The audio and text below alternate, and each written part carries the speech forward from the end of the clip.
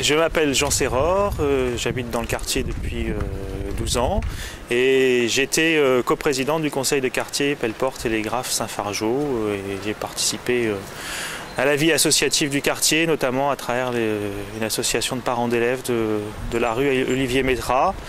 Et aujourd'hui, je vis et travaille dans l'arrondissement puisque je travaille dans un centre de formation du quartier qui s'appelle l'école de la deuxième chance. J'ai décidé de m'engager dans cette campagne parce que je crois que ce qui s'est fait au cours de la dernière mandature a permis de commencer à faire évoluer profondément le quartier. En même temps, il y a beaucoup de sujets qui méritent d'être approfondis et sur lesquels il va falloir accélérer dans une politique qui soit clairement marquée à gauche, et je pense notamment à la question du logement.